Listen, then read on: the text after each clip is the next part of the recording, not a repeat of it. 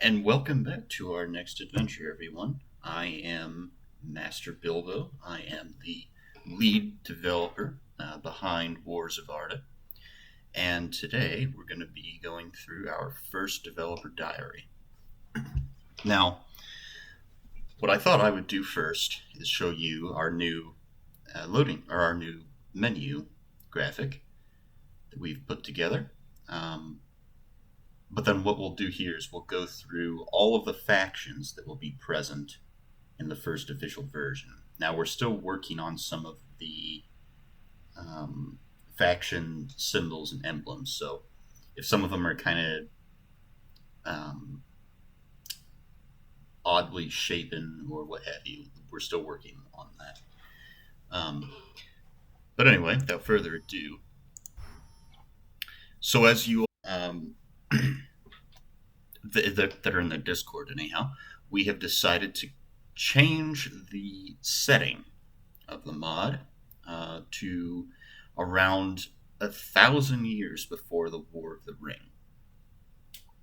We realized that no major Third Age Total War submod has yet done that, and we decided that would set us apart from a lot of the other Third Age mods.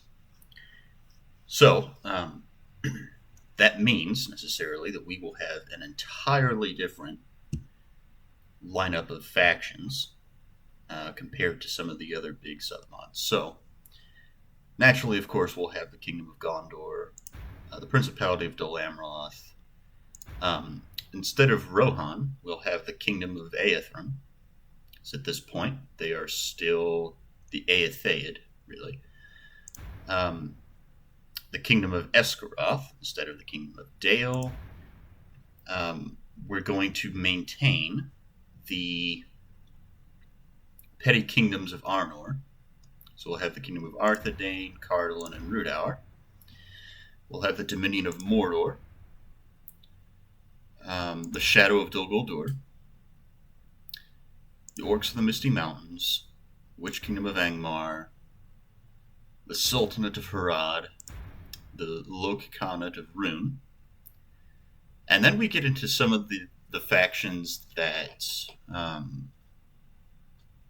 are more either fan fictional or haven't really been covered by other Third Age mods. So we have the Kingdom of Gramia,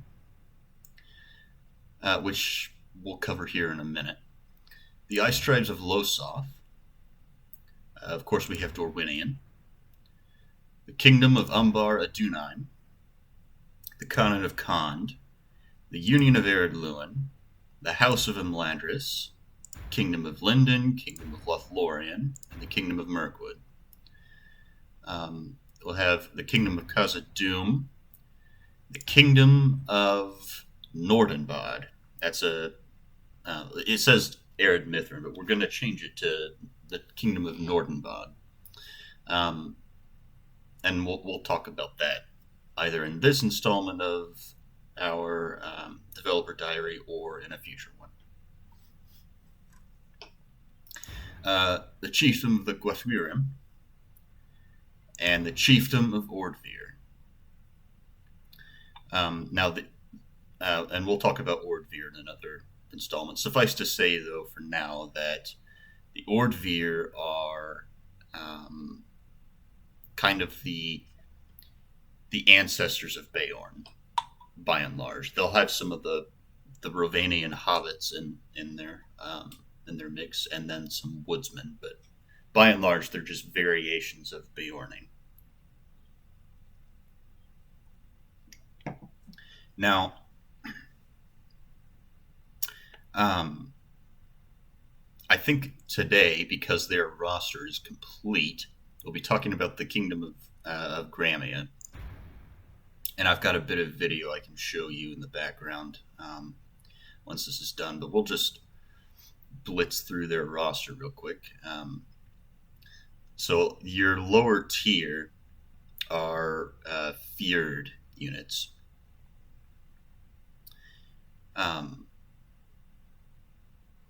Actually, let's talk about the premise of their faction. No, I guess we'll wait on that. So let's actually just go over to the campaign map. and we'll talk about the campaign map that we will be using as a template anyway, which Divide and Conquer has very kindly given to us, or has very kindly allowed us to use. So we'll just open up Divide and Conquer's campaign map. And we'll talk about where each of the factions will be positioned. So, be back in just a moment. Okay, and here we are on the campaign map for Divide and Conquer. As I said just a moment ago, they have kindly allowed us to use their campaign map as a template. And we thank them for that immensely. Saves us all kinds of time. The reason I'm opening it up in Divide and Conquer itself, though, is because I don't have the campaign map ready for Wars of Arda just yet. It's going to take some time to establish what each region is and assign each faction their starting regions and what have you. So I figured it'd just be easier to open things up in Divide and Conquer. And this is just a campaign that I've got going at the moment. Anyhow, what I'll be talking about first is the changes we'll be making to the campaign map. Now, overwhelmingly, it's going to be pretty much as you see here. The big difference, though, is because we're shifting the setting back about 1,000 years in the Third Age. The names of almost all these settlements will be different. So let's take the Chiefdom of Ordvir, for example. You will start with roughly the same starting regions that you have here in Divide and Conquer as the Anduin Vale.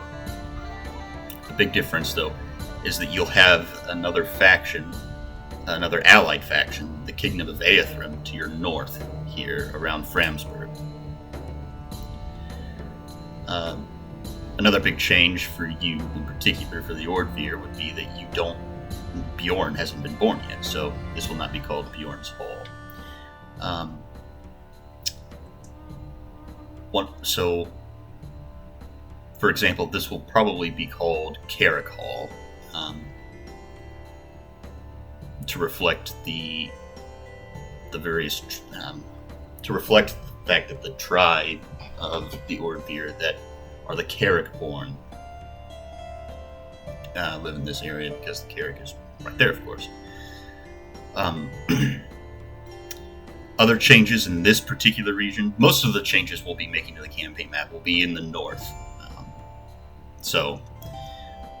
One of the changes, though, we'll make is we will probably, instead of having this settlement Faradwaith way out here that you can't actually access, we'll probably move that a bit closer to Mount Gundabad here in the north. And the purpose of that will be mostly for the Ordvir campaign, but it'll be a settlement that you take to control all of the Faradwaith. And likewise, there will be something similar in the south to control the Faradwaith. So, the other big change we'll be making, particularly in this region, but I expect all throughout the map, is these settlements that you see won't necessarily start as a village or as a castle or as a fortress. This may be a large city, this may be a town, this may be a castle, etc., etc. And that will, I don't have a definite plan on a breakdown on what region will be what exactly. Well, suffice to say that particularly in the north, you will have quite a bit of deviation from the setting that Divide and Conquer, from the setting that Divide and Conquer sets out in the campaign map. Let's see, are there any other major changes? Yes, actually. So we'll go south. We'll talk about Khazad-dûm. So some of the settlements that exist as two settlements, as we have here with Khazad-dûm West and Khazad-dûm, this will only be one settlement in Wars of Arda.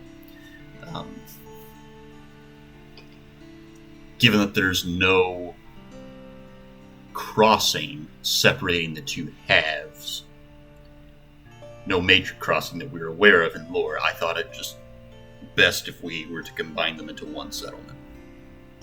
Now, that would set the Kingdom of Khazad-dûm up to have one less settlement at the start, but their starting army will be significant. So I wouldn't worry too much about that. Otherwise, Tharbad, likewise, has been a settlement that's been split into. We'll probably just keep it as one to keep things simple.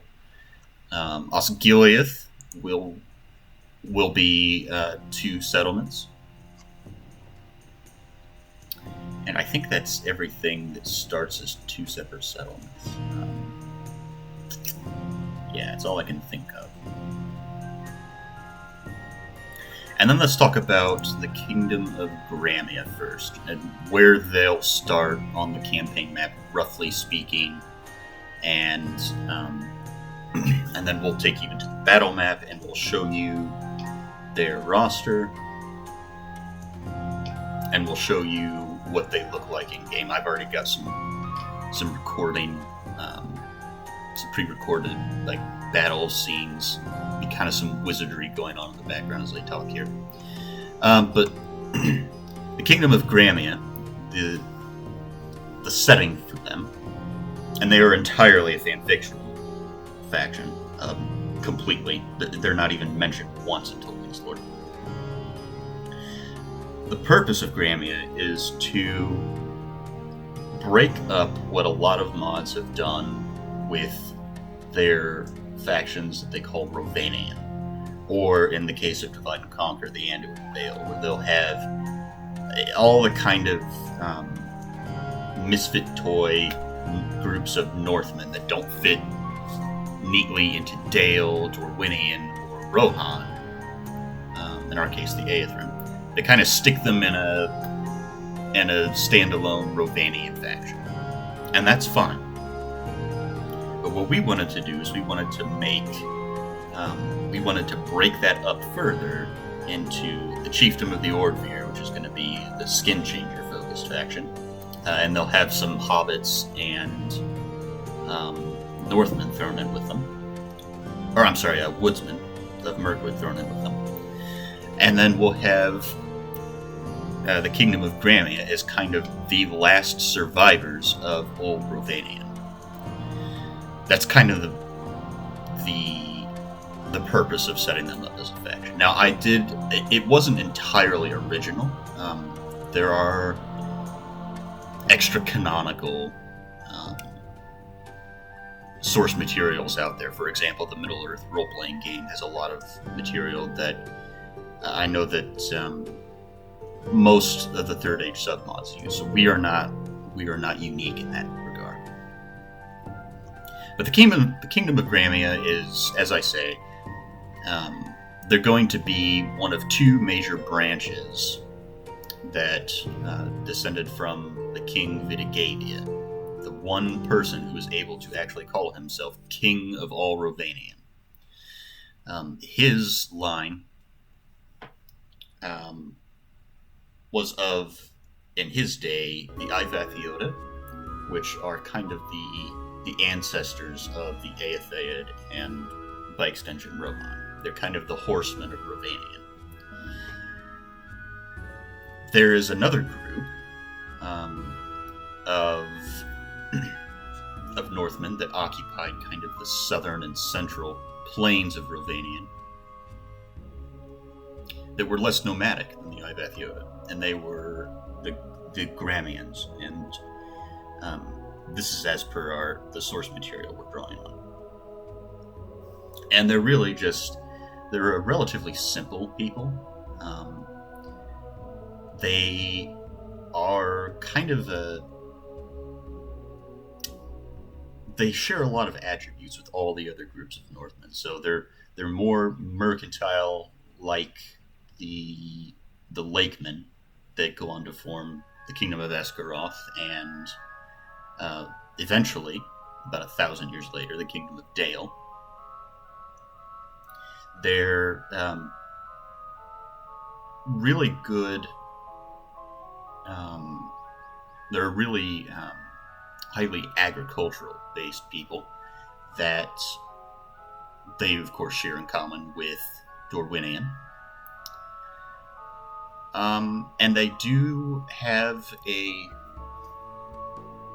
affinity for horses. Not to the same extent as the Aethrim, of course, but more so than a lot of the other Northern factions. So they're kind of an even mix of the three other groups of Northmen. Now, they are terrified of the Forest of Mirkwood, mostly because of the Shadow of Dol Guldur, but also because they don't really trust the elves. And so they're not really going to have much of the woodsman vibe going about them. So, the lore premise for them, then,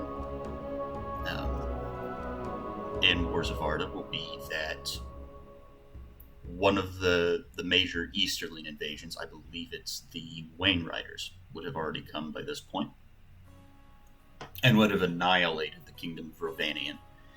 And the Aethrim have already gone west to the Anduin Vale and north.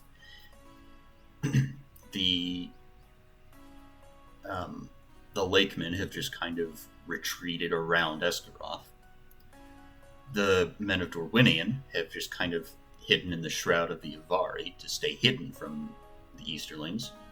And Gondor has withdrawn most of its forces back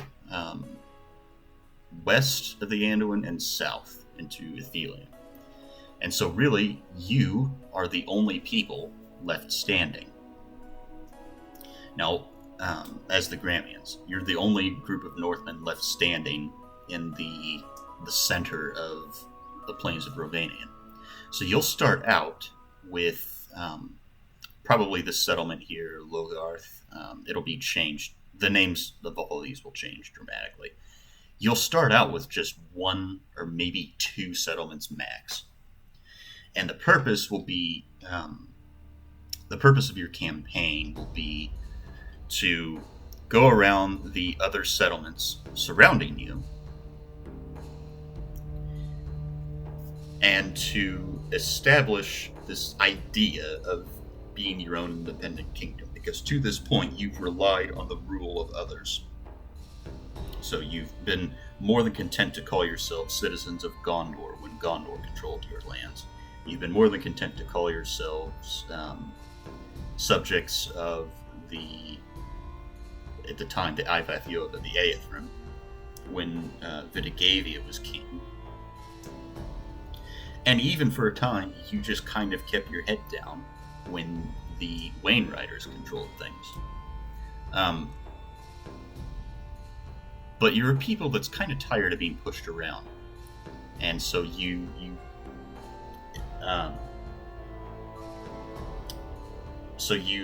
have this revolutionary idea of actually governing yourself. And you'll have to go around to the other settlements where the Gramians live in Rovanian, and you'll need to convince them to swear fealty to the new king of Gramian. That's the idea. So, diplomacy and whatnot, you'll start out chiefly as enemies with Rune. That will be your main focus throughout the campaign. You'll also probably end up you'll probably start out as enemies in the long version of the campaign with Dol Guldur, but the shorter version will be Rune. Allies, you will probably be allies with the Aethrim, who will start out up here, around Framsburg. And you'll probably be allies with the County of Dorwinian as well. Other enemies you might run across, you might end up going to war with Dale. You'll start out as kind of neutral with them, and you'll have to decide whether or not you want to try to annex them, or if you want to ally with them and take on Rune together, or Dol Guldur together, or if you just want to let them do their thing and just stay completely uninvolved. Another enemy you'll have potentially is Mordor. Now, Mordor at this time is not the almighty juggernaut that they turn into. You will start as Mordor, mostly with settlements far away from the Mountains of Shadow, I believe these are, and these are the Ash Mountains. I get them mixed up. So you'll start with the settlement around the Sea of Nirn, and maybe something like the Saragost here, but you won't even have Barad-dûr. You'll have to take some of these settlements as rebel settlements, and early on, Gondor will actually control the Morannon, Minas Morgul, potentially Minas Morgul. Yeah, they will control Minas Morgul, and there will be a script that will see the Witch King return from Angmar in the north, and he'll spawn with an army, and you'll be able to take Minas Morgul. Minas Ithil is what it will be called, and you'll be able to retake it as Minas Morgul. Note that Gondor will also have Cirith Ungol to start with, but as the campaign slowly wears on, Gondor will be at war with virtually everyone. So they'll slowly lose land, and you'll be able to kind of come in and fill the vacuum as Mordor. So, with respect to Gramia, later in the game, you may end up butting heads with Mordor. Let's see. You're probably, as far as like economy goes, you'll be able to make more than enough money as Gramia. Building restrictions and whatnot, you'll probably be restricted to large city and the was it fortress, or is it citadel? It's the second highest in the castle tier. I can't remember. You won't be able to build these massive castles or cities like Gondor or any of the petty kingdoms of Arnor can, or even the elves and dwarves. You're a simple faction of Northmen, and so you'll really be. You'll have that level of restriction that you would expect. You're not going to be able to go all the way up to the maximum level of blacksmith, for example. And let's see if there's anything else. Oh, yeah, you will probably be one of the few factions that can train a merchant as Gramia. So the factions I would expect to be able to train merchants would be all the Númenórean descendants, descendant kingdoms, so the petty kingdoms of Arnor, Gondor, Dol Amroth, and Umbar Adunai.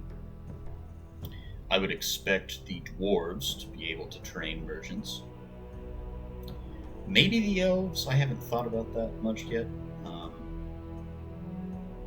But then among men, we'll say, I would expect Dale, Dorwinian, and Gramia to be able to train merchants as well. So you'll be one of those that can train them. There will be next to no assassins in the game. Only certain factions will be able to train assassins.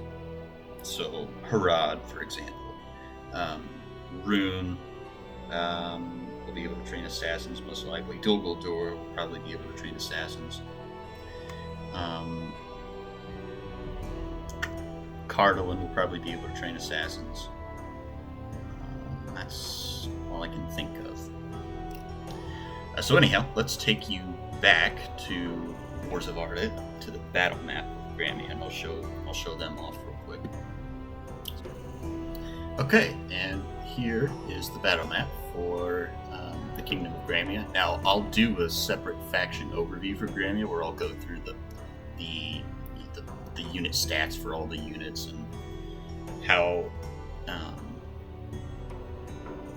how they perform and whatnot. But I'll try to just show a brief overview of kind of like what the names are, what the models look like, and where you will likely get them in the campaign. But their roster is done, and I have one Steward of Dale to thank for all of his work in making these models possible. He's done a lot of work for us so far, and we greatly appreciate that.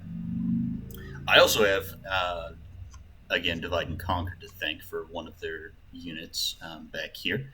They asked us not to release Wars of Arda until they have released their version 5, and by the time we're ready to release our first official version 5 of Divide and Conquer should long be ready. So, and I apologize for that. This is turning out to be a lot more work than we originally anticipated. So, but yeah, so that their condition won't be any problem at all. But we thank them for the use of their base model. We did retexture it relative to their model, so it's not an exact copy of this. But anyhow, so as Gramia, you'll start out. Your military organization is kind of Anglo-Saxon in nature, as you would expect for a faction of Northmen that are kind of cousins to the Aethrum, which end up being the Rohirrim, of course. So you start out with Fjord. All of these are your kind of starting Fjord units. You have a Spear Fjord, an Axe Fjord, a Bow Fjord. I thought you had Axe, Spear. Oh, you do have a Sword Fjord. I was going to say, I thought you did. Yeah, you have a Sword Fjord here. And then you have an Archer, like a Bow Fjord, and a Rider Fjord. And each of these Fjord units is named after one of the one of the settlements you'll have to take in your sort of unite the clan sort of script that you'll have. Really script. You'll just unlock each of these units with the taking of each of those each of the settlements that'll be named after the unit. So if you want for example, if you want Sword Fjord, you'll have to take Lythivarias, for example, or Woldenburg if you want the Cav Fjord. And so that's kind of your militia, your entry / militia tier. They're not really militia though. I mean, because for example, the Axe Fjord, I know that they're holding javelins, but they pull out axes and melee, and their axes are AP, as are their javelins, of course. So your entry tier actually is pretty good relative to most other factions. And a lot of them are kind of hybrid units, is what I'm getting at. So the Axe Fjord, for example, as I say, they throw javelins, and then they pull out an axe with their shield. Then you have your kind of main tier. You have your herd units. You have Guardian Herd, you have Hunt Herd, and you have Sword Herd. Your Sword Herd, of course, are also a hybrid unit. They throw javelins, and then they pull out sword and board and melee. Hunt Herd of Gramia, these are kind of your Rangers, though they're not anywhere near as good as, say, Athelian Rangers or the um, what were they called? Dol Amroth's Rangers of the Havens, I think is what they're called now, or Rangers of Belfast, one of the two. And then you have a unit of Pikes, which is not something to be taken lightly. Not every faction will have. Most factions will. I think, yeah, most factions will have Pikes, but there are some exceptions. So, and not all phalanx units will be created equal. So, the fact that you have a unit of Pikes is pretty significant among the Northmen. Because, for example, the only other faction of Northmen that will have any kind of phalanx at all is Dale. Or, I'm sorry, not Dale. Esgaroth. I gotta get in the habit of calling them Esgaroth now. If I've called them Dale, I meant Esgaroth. Dale at this point is just a small village, really. So anyhow, that's your main tier, and your starting garrisons will probably be composed of these 3 units mostly,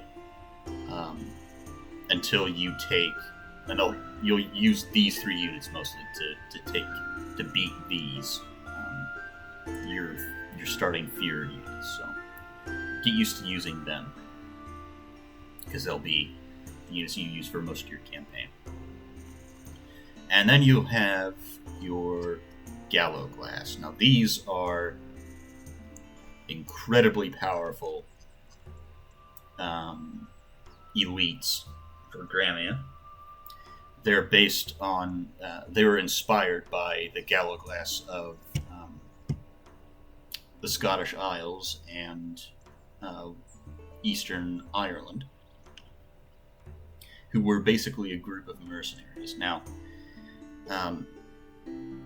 for other factions that travel through Rovanian, these will be units you'll be able to train as, you'll be able to recruit as mercenaries. So you have the Gallowglass of Gramia, which are maybe the best of their tier.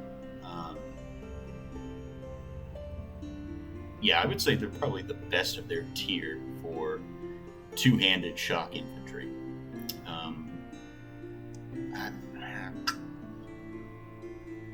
The only other factions that would probably have something to say about that, the only other factions that have units that would have something to say about that are probably Gondor and Dol Amroth and the Wardfear. I had to guess. Yeah, that sounds about right. Those other 3 factions have units that maybe give them a run for their money, but the Gallowglass are very, very powerful, suffice to say. And of course, you have a mounted version of them that are armor-piercing. This model actually is, well, Divide and Conquer adapted this. This was actually originally from Third Age Total War, if I'm not mistaken. But Divide and Conquer did adapt it to have a slightly different shape of the shield and a different weapon. And they did a good job with that, so we thought we would add that to there. So you have Divide and Conquer to thank for that.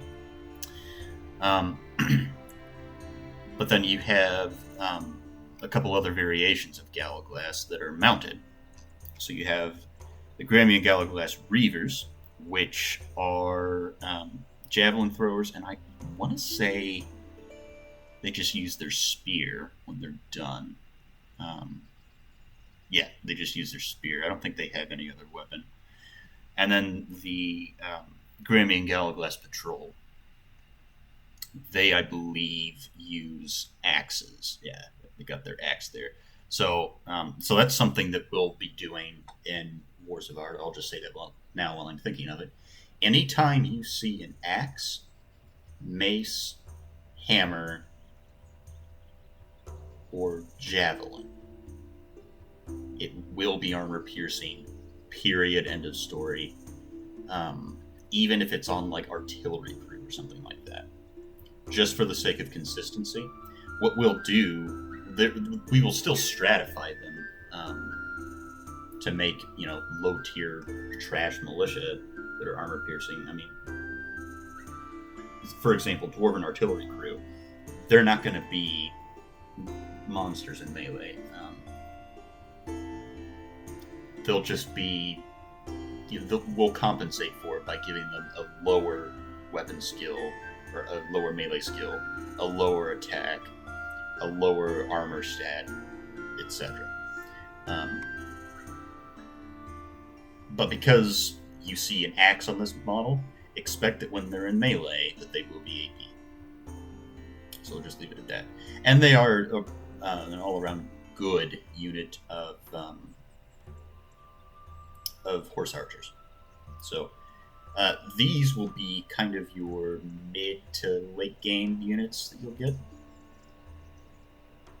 And then these are your bodyguards. Now we'll start with the one that Stewart and Dale did not make.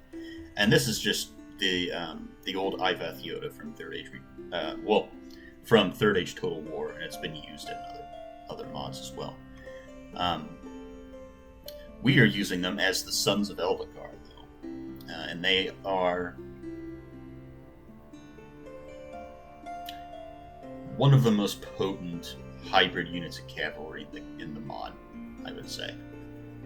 They have armor-piercing arrows, and when they pull out their spear, that also is armor-piercing. At least on the char. Or no, actually, it would have to be armor-piercing all the time, wouldn't it? Because, yeah, they only have a bow and then their spear. They don't have a secondary melee attack. So yeah, they are armor-piercing all the time. I think you could actually give them a separate prolonged melee attack, but it's not really worth doing, to be honest. So yeah, you have the Sons of Eldacar. This is going to be your probably your. I don't know if it'll be your faction leader's bodyguard. It might actually. It might. The King of Gramian may have this unit as his bodyguard. And the name on them may change in the future. I don't know, we'll see. So a lot of your other generals that you'll get in as a reward for taking each of the settlements that will consist of the Kingdom of Gramian will have this unit as their bodyguard, the Eldermen of Gramian. And they are a lot like the Sons of Eldacar over there, except that they have they don't have a ranged attack, but they're much better as kind of a lance unit of cavalry, and they're also pretty vicious in prolonged melee as well. They do really well against other mounts, in particular because of the fact they have the spear. So, that's all there really is to say about them. And then for your dismounted generals, you'll have one of two units. This one and then the next one we'll talk about. So these are the Hall Guard of Gramhold. And Gramhold will be the capital of Gramian. And it'll probably be a castle. And these guys are a really good unit of hybrid infantry. They throw axes, as you can see, and then they pull out a spear and shield in melee. Their spear is not armor-piercing, but their throwing axes are. As are all axes. And they can hold their own in melee pretty well. In fact, I'd have to check out. I think I've got a recording of just a simple custom battle like this where they do pretty well against a unit like the Royal Guard of Nimloth, with the Gondor have, for example. That's how potent these are. Well, so if it were just a straight up melee fight, they would lose that, of course. But because of their throwing axes, they get, I think they get 2 or 3 of them, in fact. Um, they they do pretty well against units you would not expect them to do well against. I'll just say that. And then finally, and this actually is probably what your king or your prince will have as his bodyguard. And this was the base model we took from Divide and Conquer's. I don't remember what they're called. One of the Enid Wife units. But these are the House Carls of Gramia. And they're meant to be like the king's personal retainers. And so as you see, they have a bow. Their bow is armor piercing, but then they pull out a great sword, a two-handed sword in melee, and that is not armor piercing. But they are still really good in prolonged melee. I have Stuart Dale to thank for retexturing this model, though. He did a pretty good job with that. He did a good job with all of these, really. But I do like how these turned out. This is maybe my favorite unit, other than some of the Gallo Glass. This is one of my favorite units in Gramia's roster. And as I say, your prince will probably have this unit as his bodyguard.